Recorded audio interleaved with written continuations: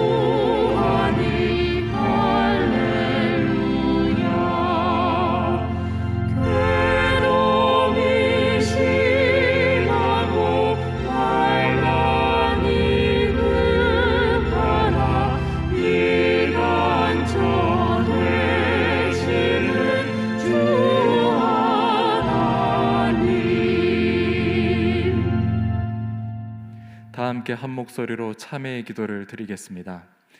열방을 통치하시는 만군의 하나님, 나라를 세우시는 분도 하나님이요 백성을 멸하시는 분도 하나님임을 고백합니다. 그러나 저희들은 이 나라가 하나님의 섭리 아래 있다는 사실을 점점 잊어가고 있습니다. 경제 강국이 된 것이 우리의 지혜로만 된 것이라 생각합니다. 자유민주 국가를 이룬 것이 국민의 힘만으로 된 것이라 여기고 있습니다. 이 나라 백성들이 점차 하나님을 멀리하며 정치, 경제, 안보, 문화, 교육 모든 분야에서 하나님께서 베풀어 주신 은혜의 흔적들을 지워가고 있습니다. 오 사랑의 주님, 제 위에 앉는 심정으로 회개하오니 이 백성들의 죄와 허물을 용서해 주옵소서. 다시 한번 이 나라를 지켜주시고 회복의 역사를 허락하여 주옵소서. 예수님의 이름으로 이 고백의 기도를 드립니다. 아멘. 죄사함의 말씀을 들으십시오. 모든 사람이 죄를 범하였음에 하나님의 영광에 이르지 못하더니 그리스도 예수 안에 있는 속량으로 말미암아 하나님의 은혜로 값없이 의롭다 하심을 얻은 자 되었느니라. 아멘.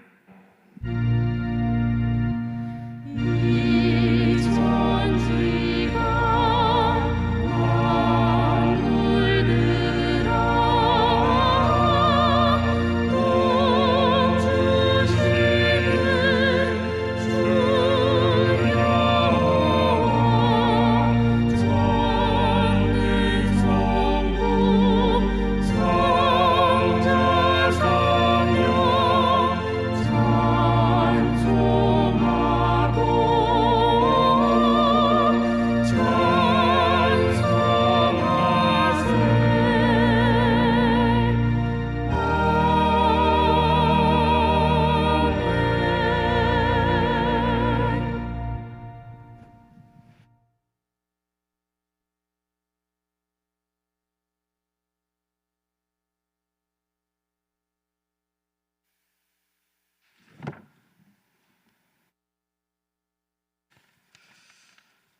우리의 힘 되시는 전능하신 하나님 아버지, 지난 한 주간 인도하시고 동행하신 아버지, 감사와 찬양과 영광 주님 홀로 받으시옵소서. 6월 호국 보훈의 달을 맞아 이 나라를 위하여 한 문 바쳐 희생하신 조국의 영웅들을 기억하게 하시고, 이 시대를 지혜롭게 살아가는 가족과 이 민족을 축복하사 형통케 하옵소서. 2021년 전반기가 지나고 있는 현재 아직도 이 땅에 코로나 질병에 의한 어려운 상황이 우리의 모습입니다. 주님, 이 어려운 현실을 극복할 지혜를 간구합니다. 코로나 질병이 사라지고 일상생활이 빠르고 지혜롭게 제자리 찾는 회복의 은혜를 주시옵소서.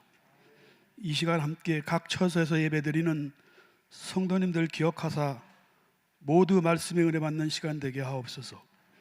선포되어지는 말씀 위에 기름 부으사 듣는 모든 성도들을 형통케 하시고, 성령 충만, 은혜 충만 주님의 시간 되어 한 주간 살아가는데 충만한 회복의 은혜 시간 되게 하옵소서. 예배의 희종을 주님께 맡겨드리며 감사드리며 살아계신 예수님의 이름으로 기도합니다. 아멘.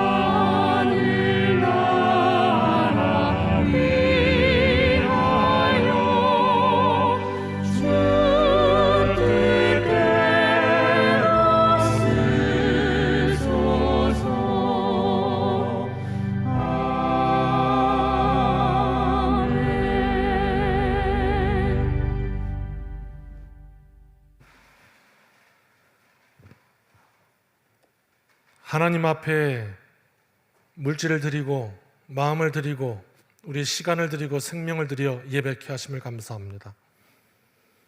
오늘 우리의 중심을 드려 중심으로 나아가 하나님께서 받으시고 응답하시며 우리의 심령과 우리의 인생을 만져주시는 삶의 기적의 시간 되기를 소원하며, 이 시간 정성을 다하여 하나님 앞에 예물을 드리오니 주님 받아 주시옵소서.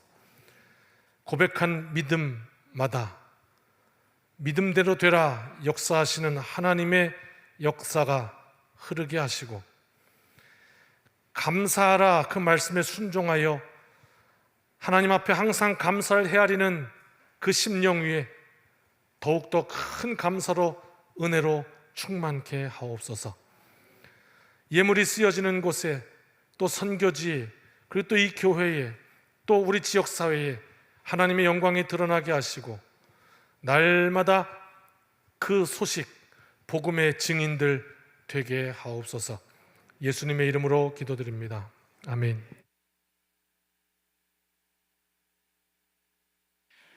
교회 소식을 알려드립니다. 교육국 예배가 각 부서별로 또 각 시간별로 장소에서 또 온라인으로 예배를 드리고 있습니다. 어린아이부터 또 청년들까지 부서마다 또 예배를 살릴 수 있도록, 또 많은 아이들이 함께 예배 드릴 수 있도록 관심과 또 기도를 바랍니다. 청년 세미나가 있습니다. 다음 주입니다. 다음 주 오후 2시에 있고요. 계산중앙교회에서 있습니다.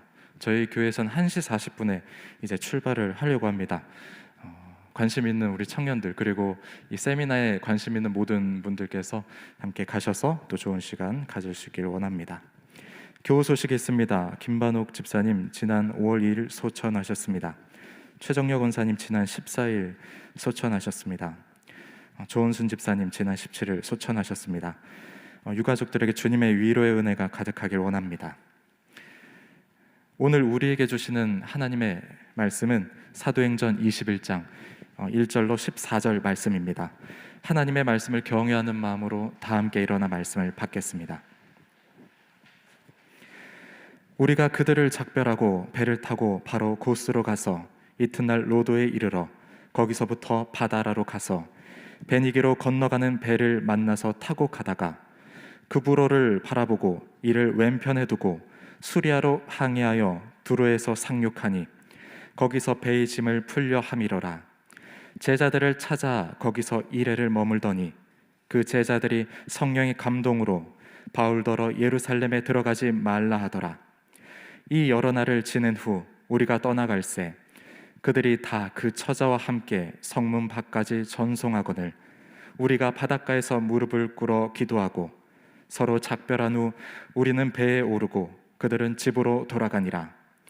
두로를 떠나 항해를 다 마치고 돌레마이에 이르러 형제들에게 안부를 묻고 그들과 함께 하루를 있다가 이튿날 떠나 가이사랴에 이르러 7 집사 중 하나인 전도자 빌립의 집에 들어가서 머무르니라. 그에게 딸 넷이 있으니 처녀로 예언하는 자라. 여러 날 후 머물러 있더니 아가보라 하는 한 선지자가 유대로부터 내려와 우리에게 와서 바울의 띠를 가져다가 자기 수족을 잡아매고 말하기를 성령이 말씀하시되 예루살렘에서 유대인들이 이같이 이 띠 임자를 결박하여 이방인의 손에 넘겨주리라 하거늘 우리가 그 말을 듣고 그곳 사람들과 더불어 바울에게 예루살렘으로 올라가지 말라 권하니 바울이 대답하되 여러분이 어찌하여 울어 내 마음을 상하게 하느냐.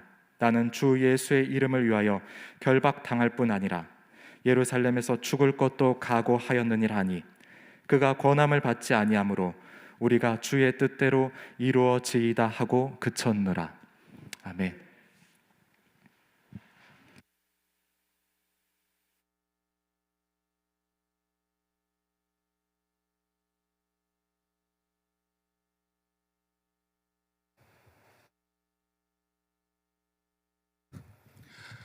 할렐루야. 우리 앞뒷분 인사합시다. 주님의 날입니다. 축복합니다. 따라합시다. 나의 생명조차 오늘 내 인생, 내 삶, 내 목숨, 내 생명 여기에 관한 이야기입니다. 오늘 말씀을 잘 들으면 적어도 내 생명을 하나님을 위하여, 하나님의 영광을 위하여 드린다, 바친다 하는 의미가 무엇인지 깨달아 알게 될 것입니다. 정말 가슴으로 우리 함께 말씀 다시 한번 나누기를 원하면서 말씀으로 들어갑시다. 1절입니다. 같이 읽습니다. 우리가 그들을 작별하고 배를 타고 바로 고스로 가서 이튿날 로도에 이르러 거기서부터 바다라로 가서 베니게로 건너가는 배를 만나서 타고 가다가, 여기서 우리가 그들을 할 때 그들 누구랑 작별한 걸까? 지난주 본문에서 이어집니다. 밀레도에서 에베소 장로님들을 초청해서 거기서 당부의 말씀을 전하고 헤어졌는데 그들이에요. 그 작별하고 그리고 가는데 우리가 잘 알지 못하는 이름, 뭐 어느 하나 이름 이 동네 아십니까? 잘 모르실 거예요. 뭐 고스, 로도, 바다라, 베니게. 베니게는 들어본 적이 있네요. 이게 참 어려운 지역들이잖아요. 그러면 뭐 알지도 못하는 이 지역들을 왜 성경이 하나하나 이 동네 이름을 이렇게 열거하고 있을까? 누가는 사도행전을 쓰면서 왜 이렇게 지명 이름 하나 빼놓지 않고 이렇게 구체적으로 이야기하고 있을까? 상세하게 설명함으로 인해서 우리가 이야기할 때 권사님 그때 저한테 얘기하셨잖아요, 이렇게 얘기하는 거랑 권사님 5월 18일 날 11시 35분에 저한테 얘기하셨잖아요, 이렇게 얘기하는 거랑 조금 의미가 다르죠. 그런 의미를 가지고 있는 것, 그것도 우리가 파악할 수 있어요. 이 성경의 저자가 비교적 정확하게 서술함으로 인해서 이것이 역사적 사실이었다 하는 것을 계속해서 이렇게 이야기하고 있는 정확한 이야기를 전해주고 싶은 이런 것을 우리가 누가의 노력을 보고 있습니다. 그 다음 계속 갑시다. 3절 시작. 구브로를 바라보고 이를 왼편에 두고 수리아로 항해하여 두로에서 상륙하니 거기서 배에 짐을 풀려 함이러라. 아멘. 아하. 그래서 이 바울의 이제 예루살렘으로 들어가는 여정을 가만히 보면 이 지역 어디를 둘렀는가 이것을 종합해 보면 어떤 결론이 나오냐면 당시의 역사가에 의하면 예루살렘까지 가는 배가 완행도 있고 급행도 있다. 이것을 알게 해주거든요. 여러분, KTX가 생겨서 지금은 어마어마하게 빨리 갑니다만 그 생기기 이전에 제일 빠른 거는 어떤 열차요? 새마을호. 제일 느린 건 비둘기호. 그러면 비둘기호와 새마을호의 차이는 왜 새마을호가 빨리 가죠? 정거장이 적어서. 그렇죠. 네, 동의해 주신 분들 감사합니다. 완행은 가는 데마다 쓰죠. 역마다 써요. 급행은 띄엄띄엄. 그래서 바울이 오순절까지 예루살렘에 가야 된다 이렇게 얘기했잖아요. 그러니까 급행을 탔구나 이걸 알 수가 있어요. 왜? 이 배의 이 여정을 보면 알 수가 있다고. 그 배가 어디서 섰냐? 두로에서 섰어요. 두로는 당시에 이 경제와 무역 상업의 중심지. 꼭 새마을호도 경부선에는 서울, 대전, 대구, 부산은 쓰잖아. 그래도 그런 거와 마찬가지로 두로는 그런 역이었구나 이걸 알 수 있어요. 그러니까 굉장히 큰 도시였고요. 거기 한번 상륙하니까 어떻게 되느냐, 배가 상륙하니까 짐을 빼야 되고 내릴 짐이 있고 다시 실어야 될 짐이 있죠. 그러면 지금이야 기술이 발전했으니까 넣고 빼는데 하루면 충분하지만 당시는 예전이라 그거 넣고 빼는데 일주일이 걸렸다면. 그래서 급행이지만 큰 도시에 들어갔기 때문에 물량이 많아서 넣고 빼는데 일주일씩 걸렸다. 그 말이 이제 그 다음 절에 나오거든요. 그런 상황이었다. 급행이었구나. 이것을 이제 알게 해줘요. 그래서 그 지역에 여러 날을 머물렀던 거예요. 4절에 나옵니다. 같이 읽읍시다. 제자들을 찾아 거기서 2일을 머물더니 그 제자들의 성령의 감동으로 바울더러 예루살렘에 들어가지 말라 하더라. 아멘. 그래서 2일을 머문 거예요. 왜 오해할 수 있냐면, 아니 방금 전 밀레도에서는 그래 에베소 가까운 동네인데 잠깐 갔다 올 시간도 없어서 거기 장로님들을 청해서 여기서 에베소 장로님들한테 설교해 놓고 여기서는 왜 일주일씩 지체하냐? 그게 아니라 급행이기 때문에 거기서 이런 과정이 있어서 지체할 수밖에 없었던 것이고, 거기서도 제자들을 찾아요. 우리가 유럽을 가든 미국을 가든 가면 아마 이런 과정을 겪을 거예요. 이 동네에도 한인교회가 어디 있나. 그래서 이제 한인교회를 찾아가게 되거든요.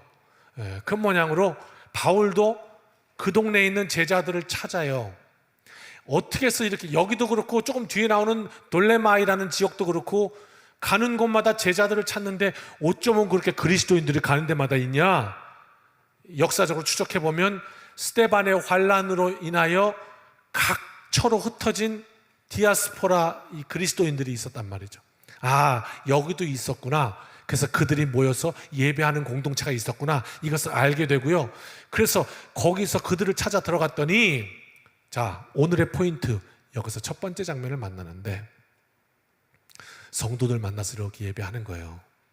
그랬더니 뭐라 그러냐면, 이제 바울 목사님 그랬겠죠. 당신은 바울 예루살렘에 가지 마세요. 위험합니다. 이렇게 얘기하는 거예요.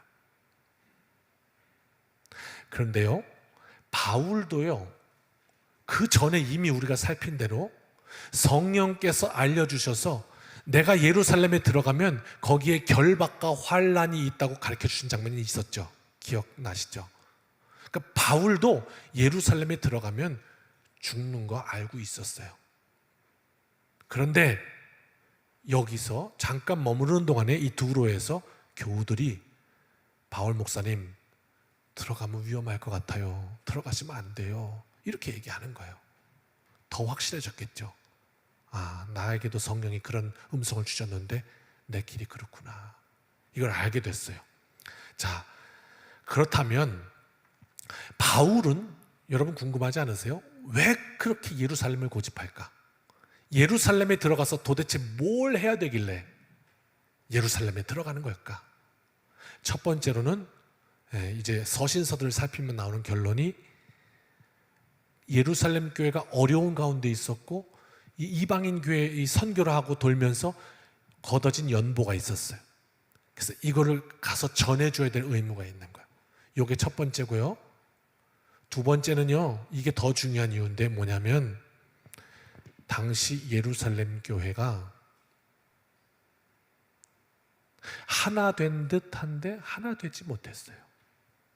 이게 큰 문제였어요. 하나 된 듯한데 하나 되지 못한. 이런 모양이 뭐가 있을까요? 교회가 하나 된 듯한데 하나 되지 못한 거. 우리 속회가 하나 된 듯한데 하나 되지 못한 거. 뭐가 있을까요? 믿음 생활하면서 가장 힘든 일 가운데 하나예요. 조금만 올려주실까요? 원수를 사랑하라 그러잖아요. 그러면 아멘 그래요. 그런데 그 아멘이 어디 적용되는 게 문제냐면 나한테는 적용이 안 되고 옆에 있는 김 집사님한테만 적용이 돼서 문제예요. 속회에 갔더니 김 집사님이 나한테 간증을 한다고 얘기를 하는데 누가 미워 죽겠다는 거예요. 어떻게 교회를 같이 다니면서 나한테 이럴 수가 있냐는 거예요.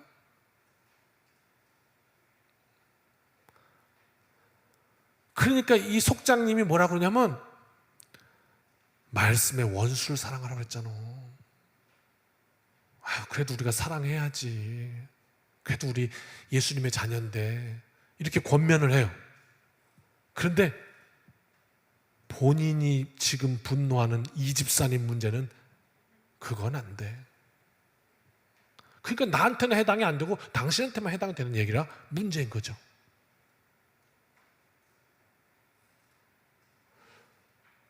우리가 그런 존재라는 거예요. 알면서도 안 되는 문제가 있어요. 너무 힘들어요. 알죠. 아는데 안 돼. 근데 또 목사는 또 뭐라고 하냐면 알면서 안 되는 건 모르는 거래요. 그건 아는 게 아니래요. 근데 그 말도 맞아 또. 왜? 알면 그렇게 안 살아요. 안다고 착각하니까 안다고 생각하는데 모르는 거예요. 그러니까 내가 그 삶을 못 사는 거예요. 능력이 없는 거예요. 이렇게 되잖아요. 그래서 성경은 원수를 사랑하라 그랬어요. 그래서 역사를 보니까 어떤 이는 우리 손양원 목사님 같은 경우는 자기 아들을 죽인 그를 양자로 삼을 정도로 말씀 속에 녹아져 버려요, 인생이. 그런데 나는 아무것도 아닌 그 말 한마디에 그냥 콕 찔려가지고 마음이 상해서 어쩔 줄 모르고 화가 나고 분노하고 막 그러면서 살아요. 말씀이랑은 이게 우리 연약한 모습 아니냐 말이에요. 너 나 할 것 없이 우리에겐 그런 연약함이 존재한단 말이에요. 그러니까 지금 예루살렘 교회 문제가 뭐였냐면 바울이 설교할 때 아멘 그랬거든요. 예루살렘 교회도 하나님께서 이방인을 사랑하셔서 저를 이방인의 사도로 부르셨고 그래서 안디옥 교회에 큰 부흥이 일어났고 지금 온 열방으로 세계로 하나님의 복음이 전해지고 있어요 라고 얘기했더니 예루살렘 교인들이 아멘 그랬다고요. 그런데 교회 안의 모습을 보니까 차별하는 거예요. 차별하는 거예요. 아유, 니들은 그냥 안디옥 교회 가서 니들끼리 해라 이렇게. 지금도 미국에 가면 그 교회를 뭐라고 얘기하냐면 길 가다가 교회가 참 예쁘게 생겨서 저 교회 한번 예배 드리고 가고 싶다 그러면 옆에서 뭐라고 하냐면 저긴 너 가면 안 돼. 저기는 흑인 교회야. 저기는 백인 교회야. 넌 가면 안 돼. 이렇게 얘기를 해요. 아니 세상에 그리스도의 이름으로 생겨진 교회에 흑인교회, 백인교회, 그러니까 그런 유머가 생겨나죠. 그래서 못 가서 받아주질 않으니까 정문 앞에 앉아서 엉엉 울고 있으니까 옆에 예수님이 오셨다면서요. 그래서 야 너무 상심하지 마라. 나도 저기 못 들어가 봤다 야. 그랬다면서요. 여전히 존재하고 있는 차별.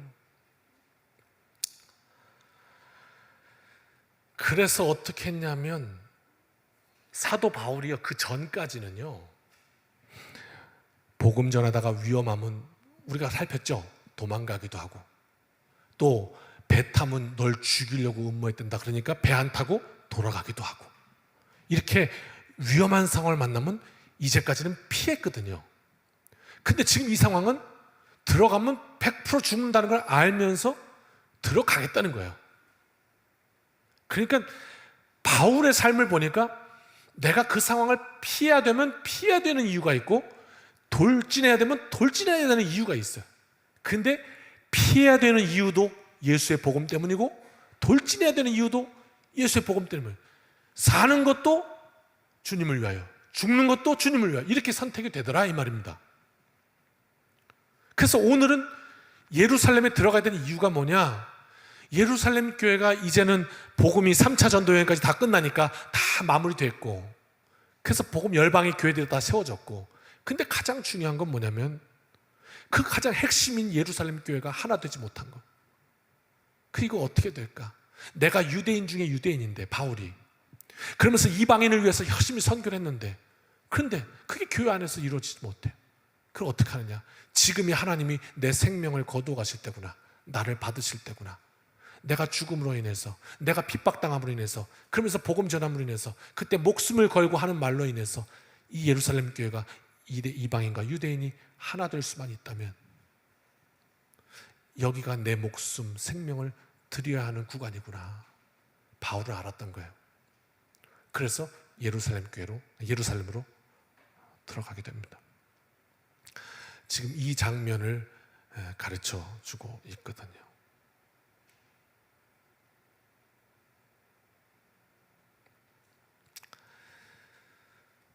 첫 번째 사건.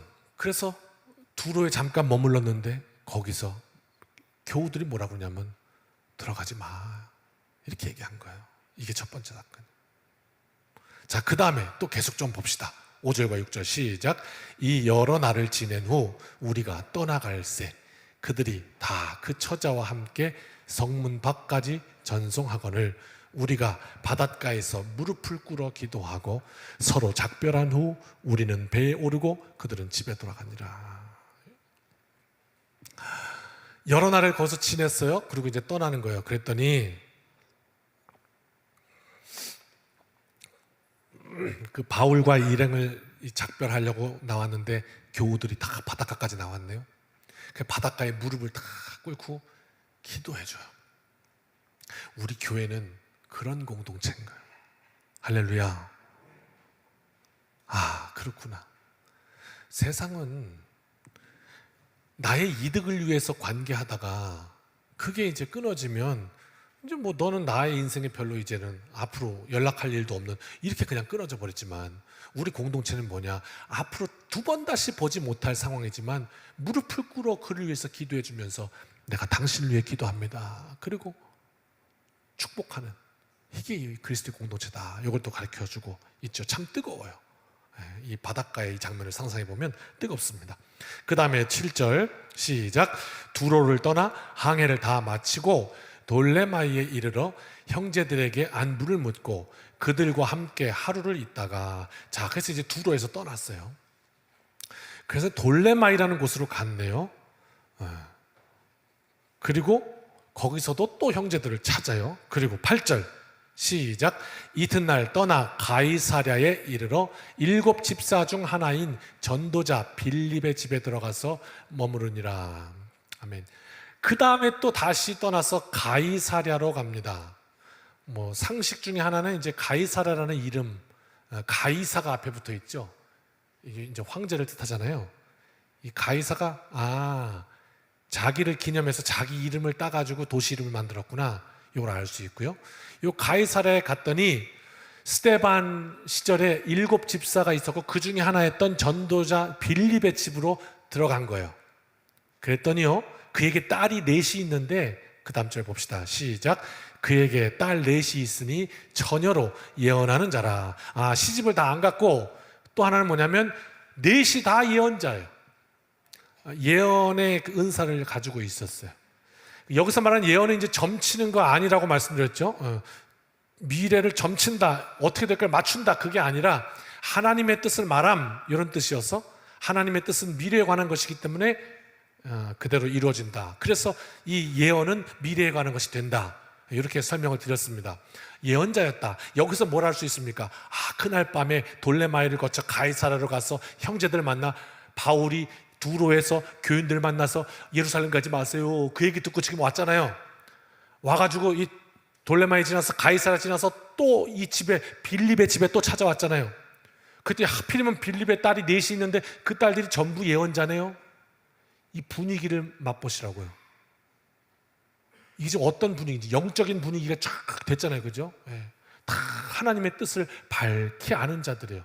영적인 기운이 장난이 아니죠. 자, 이런 가운데 그 다음 절 시작.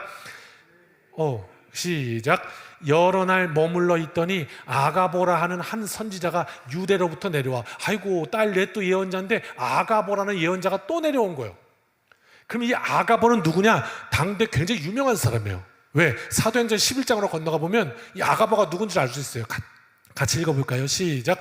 그 중에 아가보라 하는 한 사람이 일어나 성령으로 말하되 천하에 큰 흉년이 들리라 하더니 글라우디오 때에 그렇게 되니라. 아가보가 이 사람이에요. 예전에 큰 흉년이 들 것이다. 그리고 그의 예언대로 글라우디오 때에 큰 어려움이 왔었어요. 그래서 유명해졌어요. 아가보 그러면 누군지 다 알아요. 꼭 마치 우리 얘기할 때 뭐였죠? 예전에 노스트라다무스 이름 하면 다 알고 계시죠? 지구 종말이 온다면. 근데 안 왔잖아요. 근데도 이름을 알잖아요. 근데 예언한 대로 그대로 됐잖아요. 아가보는 그런 선지자였어요. 그 선지자까지, 예언자까지 지금 빌립의 집으로 온 거예요. 오더니 뭐라 그러냐? 제가 9시에 뵀 때는 제 혁대를 풀었어요. 말로 하는 것보다 이게 더 현실적이라. 그때 혁대를 풀지 말라고 여기다 혁대를 갖다 놨네, 누가. 그 푼 게 좀 안 좋아 보였나 보지. 나가면 또 안 되니까. 이 아가보가 와가지고 바울이 혁띠였는지 가슴띠였는지 그건 모르지만 그 하여튼 띠를 확 빼가지고 남의 거를. 그래서 그거를 자기 수족에다가 손에 메고 발에 메면서 바울, 당신 예루살렘에 들어가면 이렇게 됩니다. 이렇게 됩니다. 아시겠어요? 이런 거.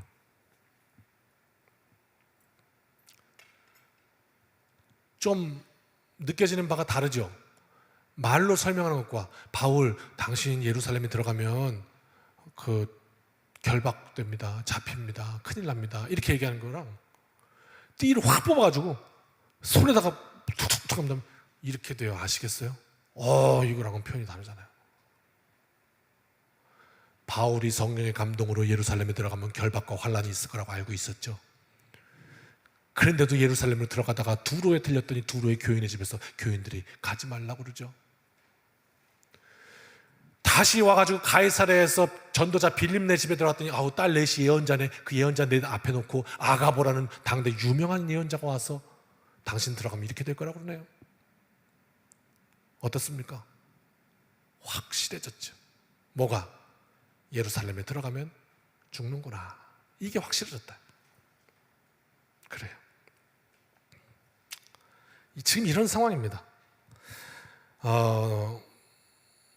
우리가 상황을 잘 살필 필요가 있습니다. 여러분, 이런 상황에 어떻게 해석하실 겁니까? 보세요.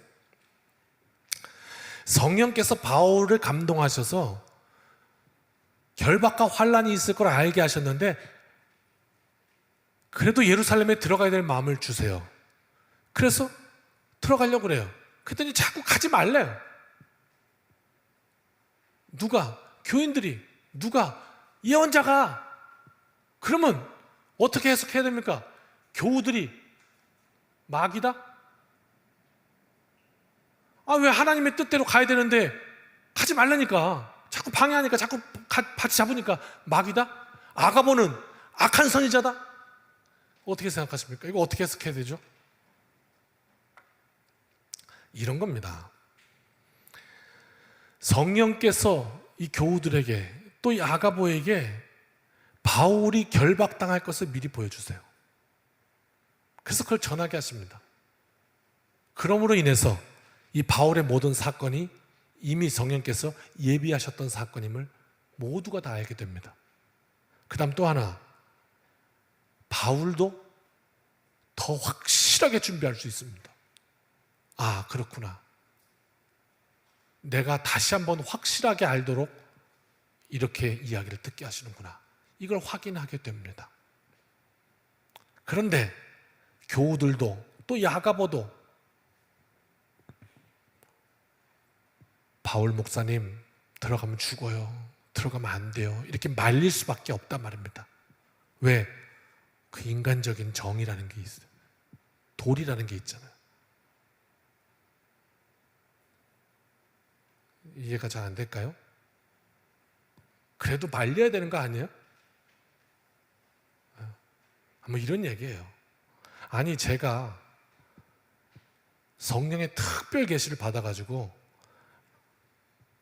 지구상에서 가장 척박하고 힘든 땅, 뭐 아프리카를 비롯해서 전기도 안 들어오고 물도 없고 이런 땅으로 가야 되겠다.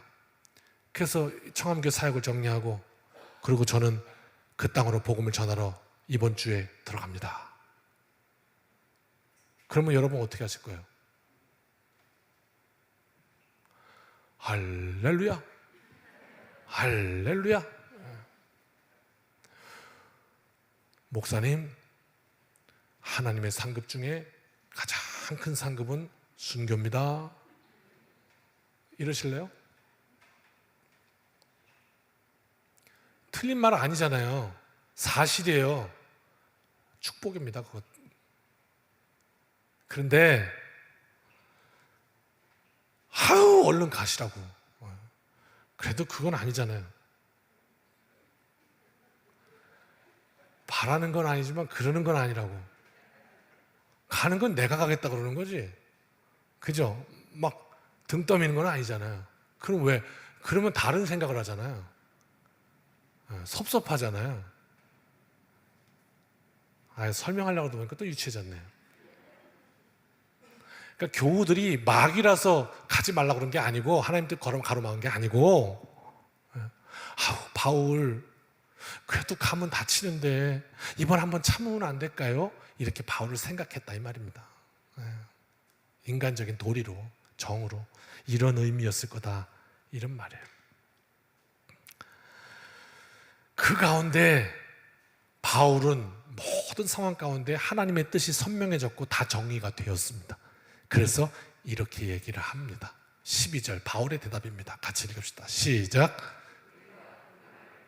그곳 사람들과 더불어 바울에게 예루살렘으로 올라가지 말라 권하니, 이렇게 했더니 그 다음 절 바울이 대답합니다. 시작. 바울이 대답하되 여러분이 어찌하여 울어 내 마음을 상하게 하느냐. 나는 주 예수의 이름을 위하여 결박당할 뿐 아니라 예루살렘에서 죽을 것도 각오하였노라 하니, 이렇게 얘기했다는 거예요. 어찌하여 울어 내 마음을 상하게 하느냐. 내 마음을 상하다, 이 원어를 해석해 보면 어떻게 해서 그렇게 울어가지고 자꾸 내 이 마음 결단을 마음 약해지게 합니까? 이렇게 해석하는 게 맞아요. 정확해요. 네.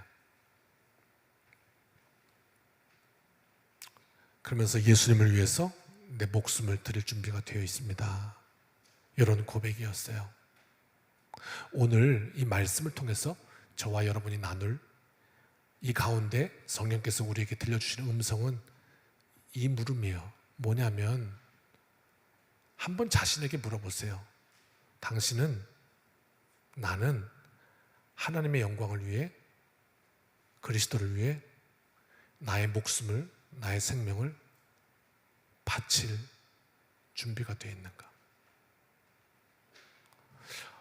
아유, 목사님 오늘 너무 나가시네. 아우, 좀 부담스럽네 오늘. 혹시 그러신가?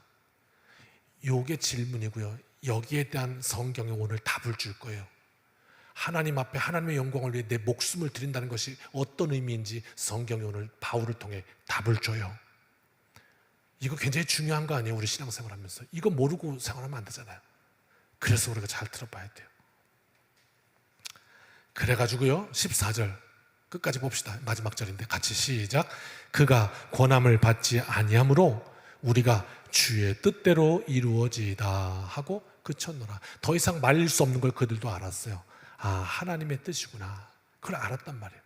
그래서 어떻게 당신의 삶 속에 하나님의 뜻이 이루어지기를 바랍니다. 그리고 말리는 것을 그쳤다는 거예요. 여기까지가 말씀입니다. 그러면 이제 추적해 봅시다. 자, 바울은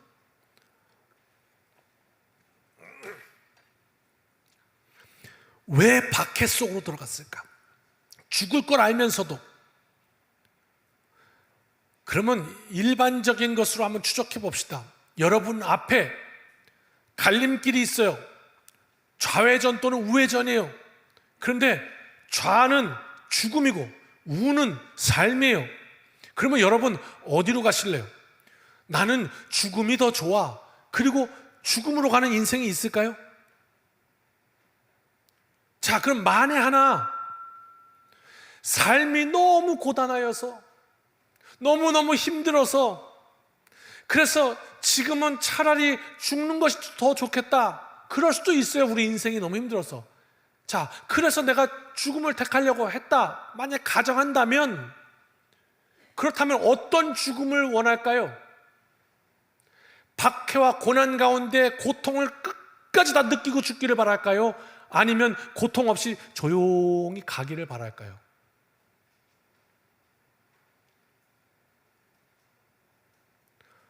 그렇다면 이 물음으로부터 한 가지 확실해진 거 있습니다. 뭐냐? 바울이 예루살렘으로 지금 그 박해와 고난 속으로 들어가서 자신의 생명을 들여 죽음의 길을 가는 건 적어도 바울의 본성을 따른 일은 아니었구나. 이걸 알 수 있어요.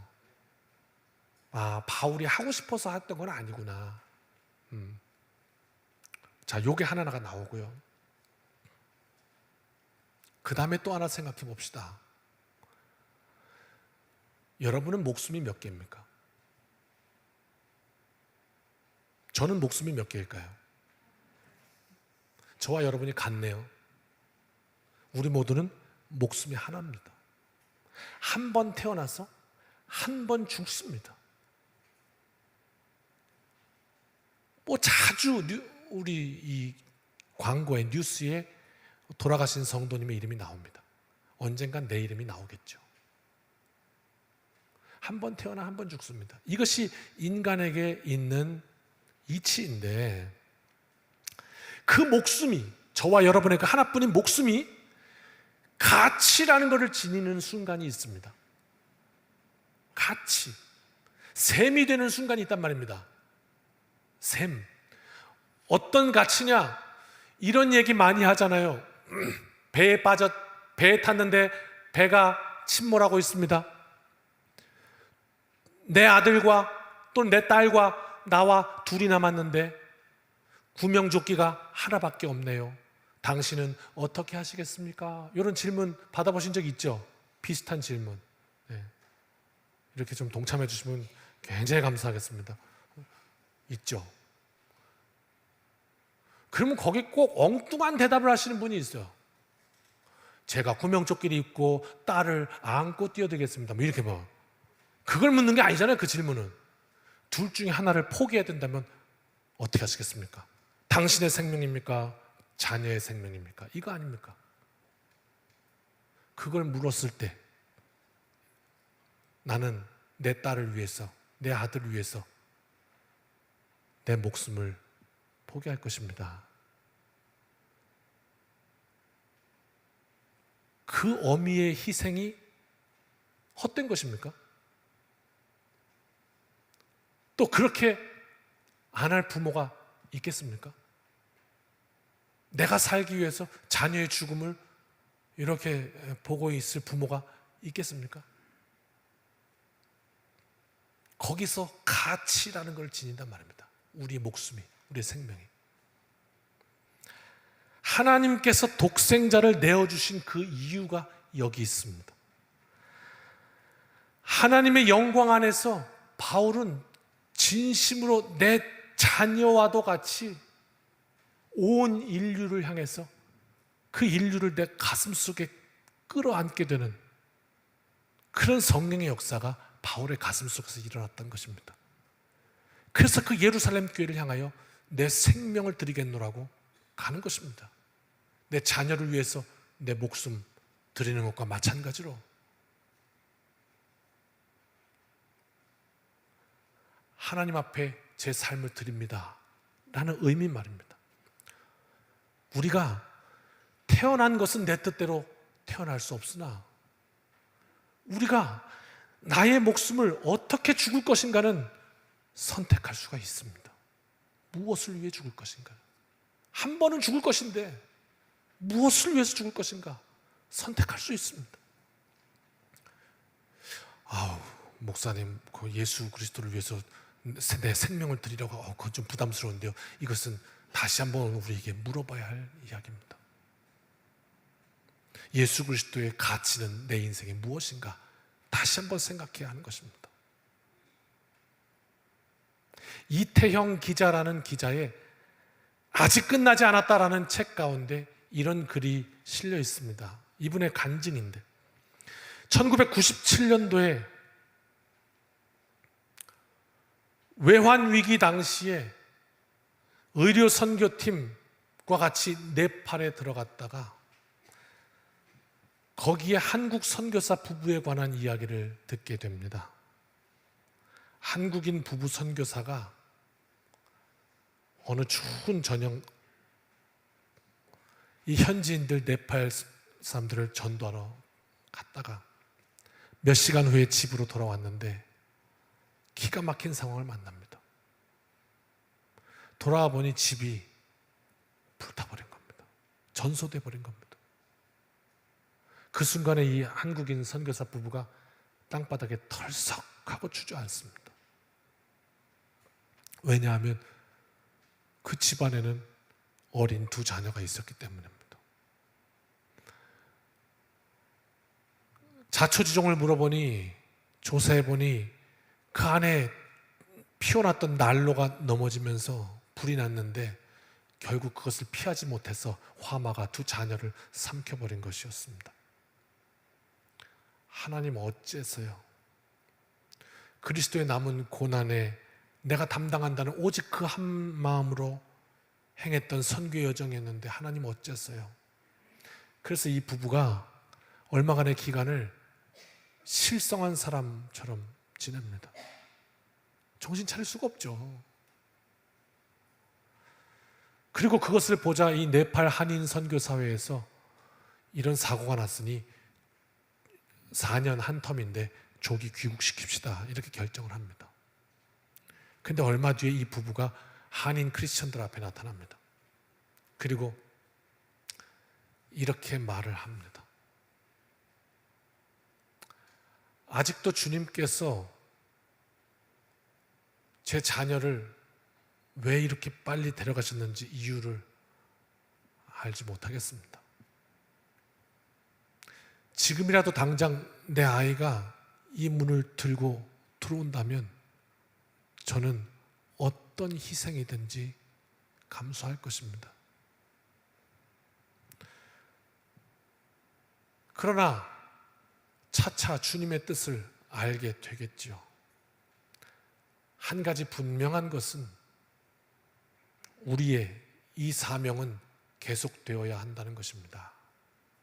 여기 남겠습니다. 그렇게 말을 합니다. 그리고 그 책에는 이렇게 쓰여 있습니다. 그 선교사 부부는 그 히말라야 산자락에 두 자녀를 묻던 그날 네팔 사람들을 가슴에 품었습니다. 이렇게 기록하고 있습니다. 바울의 가슴으로 전했던 그 말, 오늘 수천 년이 지났지만 다시 한번 우리의 가슴에 들려옵니다. 내가 달려갈 길과 주 예수께 받은 사명을 마치려 하면은 나의 생명조차 조금도 귀하게 여기지 아니하노라. 사랑하는 성도 여러분, 우리 인생길 때로는 깨달아 알게 하시는 고난도 있고 때로는 도무지 알 길이 없는 그런 어려움으로 우리의 인생이, 내 인생이 바람 앞에 촛불처럼 그렇게 흔들리는 연약한 우리 인생이 사실입니다만, 그러나 예수님은 하나님의 뜻을 가슴에 품으셨고 내 자녀를 위해 기꺼이 내 목숨을 내어주는 어미처럼 그렇게 오늘 나의 죄를 담당하셔서 십자가의 죽음의 길을 걸어가셨고, 바울은 그 하나님의 뜻이 이 땅 위에 임하심을 믿고 성도들을 사랑하는 마음으로 목숨을 들여 지금 예루살렘으로 발걸음을 옮기고 있습니다. 바울이라고 어찌 두렵지 않았겠습니까? 어찌 그에게 살고 싶은 마음이 없었겠습니까? 그러나 그토록 하나님을 향해 간절함을 품었던 바울을 하나님께서는 붙드셔서 이 땅에 하나님의 역사를 이루셨고, 이 지구상에 셀 수 없는 많은 생명의 역사로 바울의 머리 위에 면류관을 씌우셨습니다. 오늘 나의 인생을 하나님 앞에 세우고 그 뜻을 구하고 쓰임 받기를 간절히 사모하되, 오늘 바울과 같은 위대한 신앙의 여정이 우리 앞에도 선물처럼 주어지시기를 주님의 이름으로 축원합니다. 말씀을 함께 읽으며 마치겠습니다. 같이 읽습니다. 내가 달려갈 길과 주 예수께 받은 사명 곧 하나님의 은혜의 복음을 증언하는 일을 마치려 하면은 나의 생명조차 조금 더 귀한 것으로 여기지 아니하노라. 아멘. 함께 찬양하실 텐데요. 자유롭게 했으면 좋겠어요. 일어나서 하고 싶으신 분들은 일어나서 하시고, 앉아서 하시고 하시면 앉아서 하시고, 단 일어나든 앉든 상관없이 우리의 가슴으로 불렀으면 좋겠어요. 때로는 일어나는 게 너무 힘든 분들도 계셔요. 그러니까 다 일어나서 다 두 장을 부를 거기 때문에 그래서 말씀드리는 거예요. 편안하게 자리에서 앉으셔도 괜찮아요. 단 우리의 마음을 다해 하나님 앞에 드리는 결단 찬송이 되었으면 좋겠습니다. 우리 463장 그리고 461장 이어서 함께 찬양합니다. 옆 사람 신경 쓰지 말고 편안하게 중심으로 부릅시다. 신자 되기 원합니다. 진심으로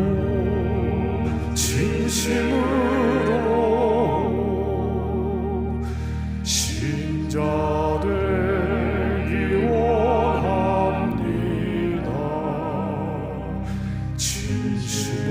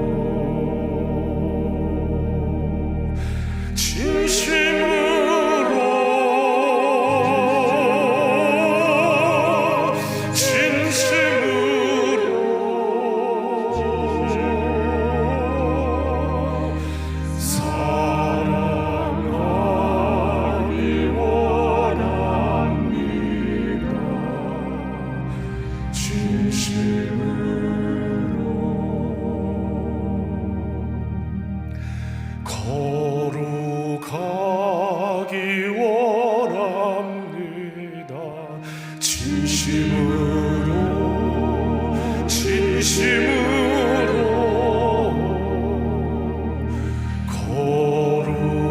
거룩하기 원합니다.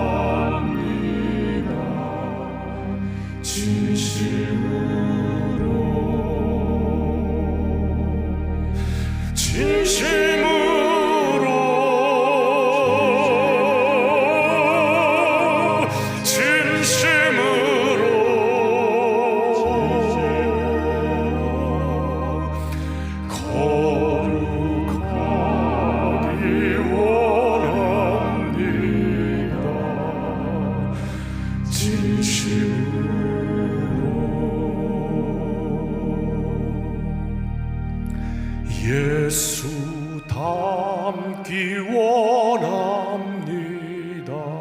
진심으로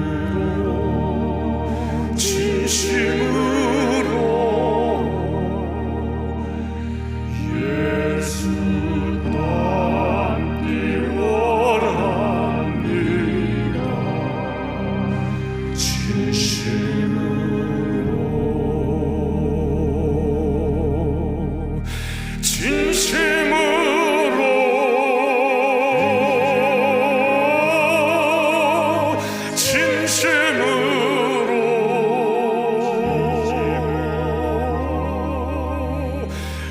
예수 닮기 원합니다.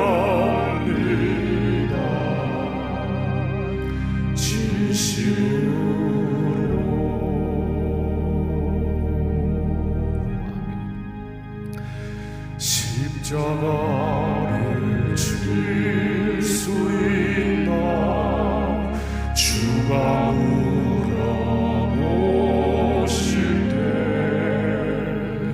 죽기까지 따르오니 저들 대답하였다.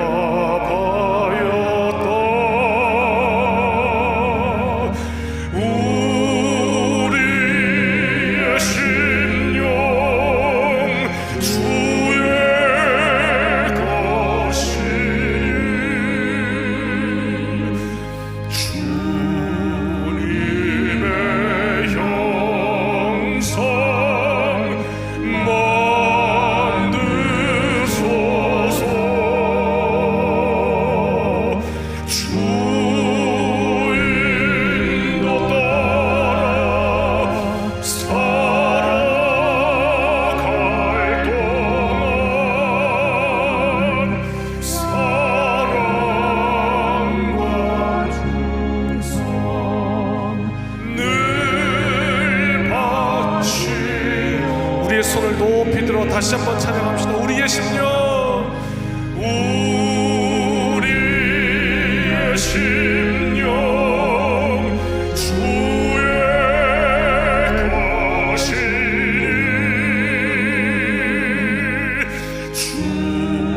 주님의 형상 만드소서. 주 인도 따라 살아갈 동안 사랑과 충성 늘 바치오리다.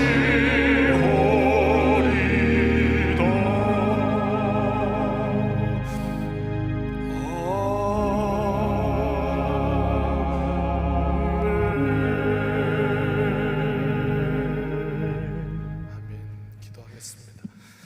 이제는 우리 주 예수 그리스도의 크신 은혜와 아버지 하나님의 무한하신 사랑하심과 성령님의 도우심이 오늘 하나님의 영광 위에 살기를 소원하며 결단하며 이 문을 나서는 여기 모인 주님의 백성들 자녀들 머리 위에 이제로부터 영원까지 함께하여 주시기를 축원하옵나이다.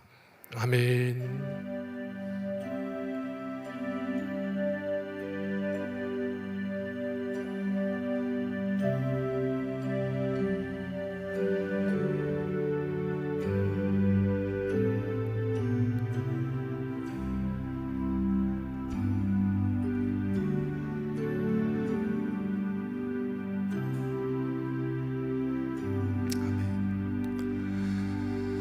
사랑하는 성도 여러분, 이 한 주간도 주님의 은혜로 승리합시다. 아멘.